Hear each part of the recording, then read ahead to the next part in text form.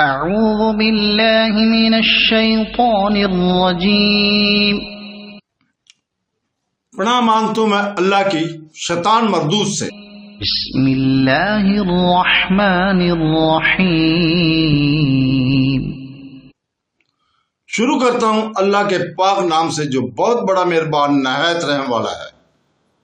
قولوا آمنا باللہ وما انزل الینا وما انزل الى ابراہیم واسماعیل واسحاق وما أنزل إلى إبراهيم وإسماعيل وإسحاق ويعقوب والأسباط وما أوتي موسى وعيسى وما أوتي النبيون من ربهم لا نفرق بين أحد منهم ونحن له مسلمون۔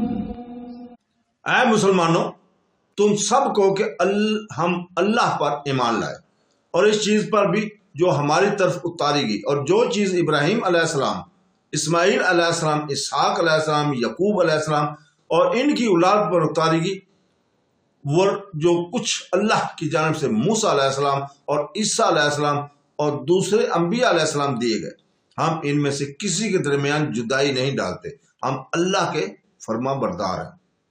اس آیت میں اللہ تعالیٰ اپنے ایماندار بندوں کو ارشاد فرماتا ہے کہ جو کچھ حضرت محمد صلی اللہ علیہ وسلم پر اترا اس پر تفصیل وار ایمان لائیں، اور جو اپنے آپ صلی اللہ علیہ وسلم سے پہلے انبیاء علیہ السلام پر اترا اس میں بھی اجماع ایمان لائیں۔ ان اگلے انبیاء کرام علیہ السلام میں سے بعض کے نام بھی لے دیے اور باقی نبیوں کو مجمل کر ذکر کر دیا۔ ساتھ ہی فرمایا کہ یہ کسی نبی کے درمیان تفریق نہ کریں کہ ایک کو مانے اور دوسرے سے انکار کر دیں۔ جو عادت اوروں کی تھی کہ وہ انبیاء میں تفریق کرتے تھے، کسی کو مانتے تھے، کسی سے انکاری کرتے تھے۔ یہودی حضرت عیسیٰ علیہ السلام کو، نصرانی حضرت محمد صلی اللہ علیہ وسلم کو، حجازی عرب موسیٰ علیہ السلام، عیسیٰ اور محمد صلی اللہ علیہ وسلم تینوں کو نہیں مانتے تھے۔ ان سب کو فتویٰ ملا کہ یہ لوگ بالکین کافر ہیں۔ حضرت ابو ہریرہ رضی اللہ تعالیٰ عنہ فرماتے ہیں کہ اہل کتاب تورات کو عبرانی میں پڑھتے تھے اور عربی میں تفسیر کر کے اہل اسلام کو سناتے تھے۔ نبی کریم صلی اللہ علیہ وسلم فرمایا کہ اہل کتاب کی سچائی یا تکذیب نہ کرو، کہہ دیا کرو کہ اللہ پر اور اس کی نازل کی ہوئی کتابوں پر ہمارا ایمان ہے۔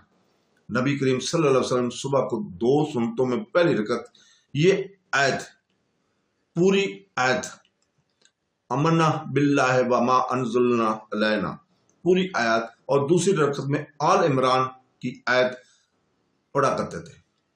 اسباط حضرت یعقوب علیہ السلام کے بیٹوں کو کہتے ہیں، جو 12 تھے، جن میں سے ہر ایک کی نسل میں بہت سے انسان ہوئے۔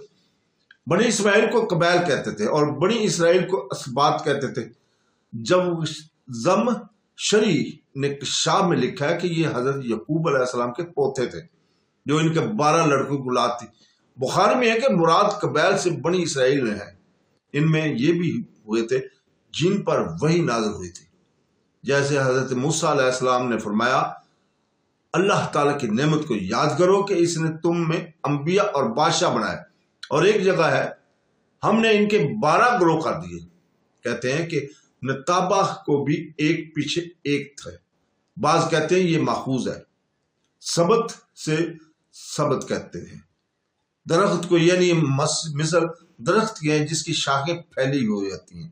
حضرت ابن عباس رضی اللہ تعالیٰ فرماتے ہیں کل انبیاء علیہ السلام بنی اسرائیل میں سے ہی ہوئے ہیں، سوائے 10 کے، نوح، ہود، صالح، شعیب، ابراہیم، اسحاق، یعقوب، اسماعیل، محمد، العلیم، صلوات سبت کہتے ہیں۔ اس جماعت اور قبیلہ کو جن کا مورث اعلیٰ اوپر جا کر ایک ہو، یعنی تورات اور انجیل پر ایمان رکھنا ضروری ہے، لیکن عمل کے لیے صرف قرآن پاک اور حدیث نبوی ہی ہے۔ ابن ابی حاتم میں ہے کہ رسول پاک صلی اللہ علیہ وسلم فرماتے ہیں کہ تورات، زبور، انجیل پر ایمان رکھو، لیکن عمل کے لیے قرآن پاک کافی ہے۔ صدق اللہ